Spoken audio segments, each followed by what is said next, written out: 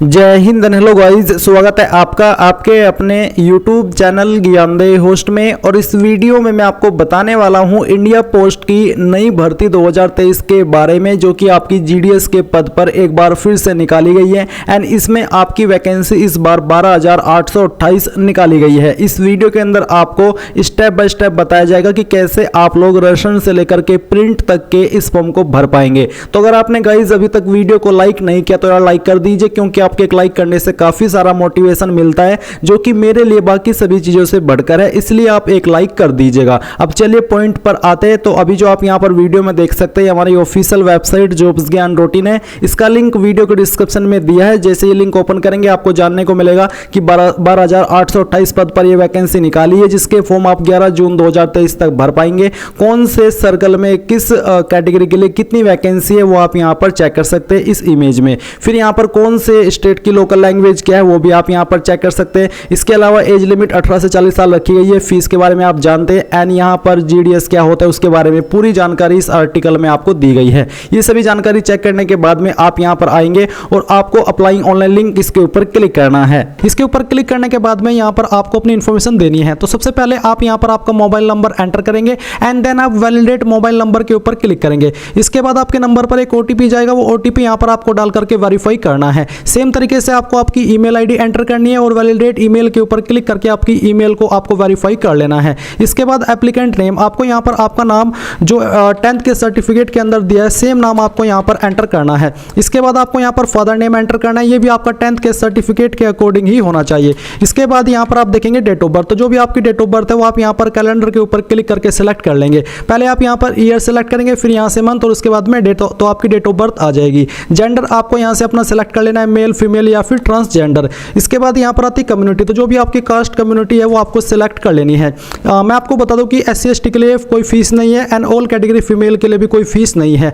General OBC और EWS के लिए 100 रुपए एप्लीकेशन फीस है। फिर आता है circle in which secondary school pass, यानी कि 10वीं आपने किस सर्कल से किस स्टेट से पास की है वो आप यहां पर सिलेक्ट कर लीजिए। Year of passing secondary school, किस साल के अंदर आपने आपकी 10वीं पास की है वो आपको यहां पर सिलेक्ट करना है। इसके बाद ये जो कैप्चा कोड यहां पर दिया है, ये कैप्चा कोड आप यहां पर फिल करेंगे एंड जो भी जानकारी आपने भरी है इनको चेक करेंगे एंड सबमिट पर क्लिक करेंगे। रजिस्ट्रेशन का प्रोसेस कंप्लीट होने के बाद में यहां पर आता है please continue filling your details below, जहां पर आपसे आपका आधार नंबर मांगा है। अगर आपके पास है तो आप दे सकते हैं, नहीं तो आप इसको खाली छोड़ सकते हैं। फिर आपसे पूछा है are you a person with disability, यानी कि क्या आप विकलांग हैं। अगर आप है तो आप यस करें, नहीं तो आपको नो करना है। अगर आप विकलांग हैं और आप इसमें यस करते तो आपको टाइप ऑफ डिसेबिलिटी और सब टाइप ऑफ डिसेबिलिटी सेलेक्ट करना होगा। फिर आता है 12 point languages studied in secondary school, यानी कि 10वीं के अंदर आपने कौन कौन सी लैंग्वेज पढ़ी है वो आप यहां पर टिक कर लीजिए। अगर आपको इनमें से सिर्फ एक ही लैंग्वेज आती है तो आप एक के ऊपर ही टिक करके यहां पर आगे बढ़ सकते हैं। जैसे कि मैंने हिंदी और इंग्लिश दोनों पढ़ी है, मैं इसलिए यहां पर इन दोनों के ऊपर टिक करता हूं और यहां से ओके कर देता हूं।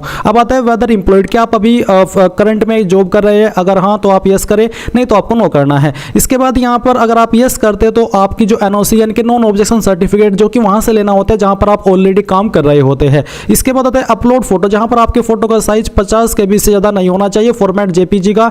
एंड जो पिक्सल है या फिर डायमेंशन है वो यहां पर आपको इसका बताया है। इसके बाद आप यहां पर चूज फाइल के ऊपर क्लिक करेंगे। मैं आपको एक यहां पर डमी फोटो अपलोड करके दिखाता हूं, क्योंकि इस फॉर्म को मैं डेमो के लिए भर रहा हूं। मैं यहां पर इस फोटो को सिलेक्ट करता हूं और फिर यहां से ओपन करता हूं। ओपन करने के बाद आपका फोटो आ जाएगा। अब आपको यहां पर आपका सिग्नेचर अपलोड करना है। सिग्नेचर का साइज 20 KB से कम रहना चाहिए। तो आप चूज फाइल के ऊपर क्लिक करेंगे, जहां पर भी आपका सिग्नेचर है वो आपको सिलेक्ट करना है, यहां से ओपन करना है और ओपन करने के बाद में आपका सिग्नेचर आ जाएगा। अब आप इन सभी जानकारी को वेरीफाई करेंगे एंड फिर से आपको सबमिट पर क्लिक करना है। इसके बाद गाइज आपके सामने आपकी रजिस्ट्रेशन की इंफॉर्मेशन का प्रीव्यू आएगा। आप सभी जानकारी को वेरीफाई करते हुए यहां पर जैसे सबमिट करेंगे तो आपको यहां पर आपका रजिस्ट्रेशन नंबर मिल चुका है। आप इसको नोट कर लीजिए और अब यहां पर आपको कंटिन्यू टू अप्लाई इसके ऊपर क्लिक करना है। आपका रजिस्ट्रेशन नंबर यहां पर ऑटोमेटिकली आ जाएगा एंड जो आपका सर्कल है जिसके लिए आप अप्लाई कर रहे हैं वो आपको सिलेक्ट करना है एंड देन आप सबमिट पर क्लिक करेंगे। सबमिट पर क्लिक करने के बाद में यहां पर आपके नंबर पर फिर से एक OTP गया होगा, वो OTP यहां पर आपको डालना है, एक कैप्चा कोड फिल करना है एंड देन नेक्स्ट के ऊपर क्लिक करना है।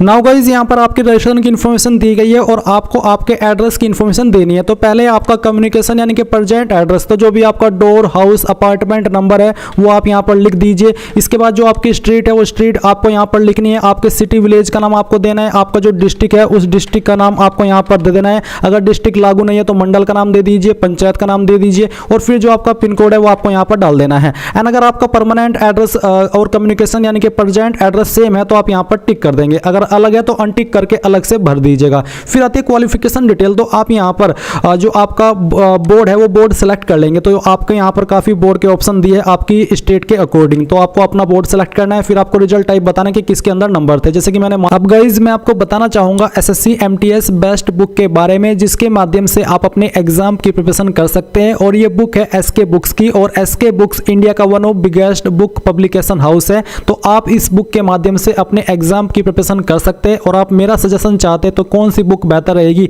तो आपको मैं यही सजेस्ट कर रहा हूं कि आप इस बुक के माध्यम से आपकी प्रिपरेशन करें। इसमें आपको आपकी बुक हिंदी और इंग्लिश दोनों के अंदर मिलेगी। एंड साथ ही यहाँ पर इनका जो अभ्यास पेपर सेट है, यानी कि प्रीवियस ईयर पेपर का, उसका भी जो बुक है वो आता है। आप इस बुक को भी परचेज कर सकते हैं। वीडियो के डिस्क्रिप्शन में आपको लिंक दिया है। अब आपके मन में सवाल है कि इस बुक के अंदर क्या क्या आपको देखने को मिलेगा, तो इस बुक के अंदर आपको न्यू सिलेबस और पैटर्न के अनुसार क्वेश्चन पेपर देखने को मिलेंगे। अभ्यास के लिए आपको मॉडल पेपर भी इस बुक के अंदर दिए गए हैं। समस्त विषयों का समावेश आपको यहाँ पर देखने को मिलेगा, जैसे कि GK, science, math, reasoning and general English, all chapter theory आपको यहाँ पर देखने को मिलेगी। तो बेसिकली ये आपके लिए वन ऑफ बेस्ट बुक है आपके इस एग्जाम की प्रिपरेशन करने के लिए। तो जाइए, वीडियो के डिस्क्रिप्शन में लिंक दिया है बाय करने का, बाय कर लीजिए। आप सेलेक्ट किया है। इसके बाद यहाँ पर आपको सब्जेक्ट के ऑप्शन मिल गए हैं। तो जो आपका सब्जेक्ट है वो आप सेलेक्ट करेंगे। पहला सब्जेक्ट आप यहाँ पर सेलेक्ट कर लीजिए। 100 में से कितने नंबर आपको आए थे वो आप यहाँ पर लिखेंगे। फिर जो आपका सेकंड सब्जेक्ट है वो आपको यहाँ पर इस प्रकार से सिलेक्ट कर लेना है। अगर आपका यहाँ पर सब्जेक्ट है तो आप इसको सिलेक्ट कर लीजिए। इसके बाद यहाँ पर तीसरे सेक्शन पर आप क्लिक करेंगे एंड जो आपका सब्जेक्ट है वो आपको यहाँ पर सिलेक्ट करना है। यानी कि 10वीं के अंदर आपके पास कौन कौन से सब्जेक्ट थे वो आप यहाँ पर इन सभी के अंदर सेलेक्ट कर लेंगे, इस तरह से, जैसे कि मैं आपको यहाँ पर सेलेक्ट करके दिखा रहा हूँ। तो आपको ये सभी जो सब्जेक्ट है वो यहाँ पर अपने जो 10वीं के सब्जेक्ट है उसके अकॉर्डिंग सेलेक्ट कर लेने हैं। एंड सभी में आपको यहाँ पर 100 में से जो नंबर आपको प्राप्त हुए थे वो लिखना है। तो यहाँ पर गाइज मैंने सभी सब्जेक्ट के नंबर फिल कर लिए, जैसा कि आप यहाँ पर देख सकते हैं। अब आपको यहाँ पर बोला है पास्ट, मैथमेटिक्स, इंग्लिश और बोथ एज एडिशनल, यानी कि अगर आपने आपकी 10वीं मैथमेटिक्स या इंग्लिश के साथ में किया या फिर दोनों से किया तो आप यहाँ पर टिक कर दीजिए। इसके ऊपर टिक करके आप यहाँ पर बताइए कि आपने किसके साथ में किया। जैसे कि मैंने मैथमेटिक्स भी मेरे पास था और मेरे पास इंग्लिश भी था, वो मैंने यहाँ पर दोनों सेलेक्ट कर लिया है। इसके बाद अगर आपके नंबर CGPA के अंदर है तो आप यहाँ पर CGPA स्कोर अपना दे सकते हैं। इसके बाद आप यहाँ पर सेव एंड कंटिन्यू के ऊपर क्लिक करेंगे। गाइज यहाँ पर आगे बढ़ने से पहले मैं आपको बता दूं कि जो आपने यहाँ पर अभी आपका जो सब्जेक्ट है एडिशनल वो सिलेक्ट किया है। अगर आपका कोई एडिशनल सब्जेक्ट है तभी आप उस पर टिक कीजिएगा। अगर आपका कोई एडिशनल सब्जेक्ट नहीं है और आपने पांचों या फिर जो 6 आपके पास सब्जेक्ट थे वो पहले ही भर लिए, तो आपको नीचे जो टिक करने का ऑप्शन है उसके ऊपर टिक नहीं करना है। अगर एडिशनल सब्जेक्ट है तभी आप उसके ऊपर टिक करके आपका एडिशनल सब्जेक्ट सिलेक्ट करेंगे। अब आपको यहाँ पर आपकी चूज योर प्रेफरेंस ईयर, यानी कि आप किसको कितनी प्रेफरेंस देना चाहते हैं वो आप सिलेक्ट कर लेंगे। तो जो भी आप डिवीजन को प्रेफरेंस दे रहे हैं वो आप सिलेक्ट कर लीजिए। जैसे कि मैंने यहाँ पर अपना जो उत्तर प्रदेश में सहारनपुर डिवीजन है इसको सिलेक्ट किया। फिर यहाँ पर जो उसमें डिवीजन है वो आपके आ चुके हैं किन किन के लिए वैकेंसी निकाली गई है। जैसे कि मुझे इसको पहली प्रेफरेंस देनी है, इसको मुझे दूसरी प्रेफरेंस देनी है, इसको मुझे तीसरी प्रेफरेंस देनी है। इस प्रकार से आप यहाँ पर इनको प्रेफरेंसेस दे देंगे। प्रेफरेंस देने के बाद में आप यहाँ पर नीचे आएंगे और please select circle and division for verification of document in case of selection. अगर आपका सिलेक्शन हो जाता है तो आप कहाँ पर अपना जो सिलेक्शन प्रोसेस का डॉक्यूमेंट वेरिफिकेशन कराना चाहते हैं वो आप सिलेक्ट करेंगे। तो मैंने यहाँ पर सहारनपुर डिवीजन सिलेक्ट कर लिया है। इसके बाद आपके सामने डिक्लेरेशन है, आप डिक्लेरेशन के ऊपर टिक करेंगे। इन सभी जानकारी को चेक करने के बाद में आप सेव एंड प्रोसीड पर क्लिक करेंगे। अब आप देख सकते हैं कि एप्लीकेशन सबमिटेड सक्सेसफुली। मैंने यहाँ पर 2-3 कोई प्रेफरेंस दी है, आप चाहे जितनी को डिवीजन को या सर्कल को प्रेफरेंस दे सकते हैं। मैंने यहाँ पर ओके किया। ओके करने के बाद आपके सामने आपके एप्लीकेशन फॉर्म का प्रिंट आ चुका है। आप सभी जानकारी को चेक करेंगे एंड यहाँ पर प्रिंट के ऊपर क्लिक करके इसको जो प्रिंट है वो कर लेंगे। अगर आपके पास वही प्रिंटर मौजूद नहीं है तो आप इसको PDF के रूप में सेव कर लीजिएगा और बाद में आप इसको प्रिंट करा लीजिएगा। तो इस प्रकार से आप लोग इंडिया पोस्ट GDS नई भर्ती 2023 ऑनलाइन फॉर्म को भर पाएंगे। आई होप ये प्रोसेस आपको पसंद आया होगा। So thanks for watching. जय हिंद।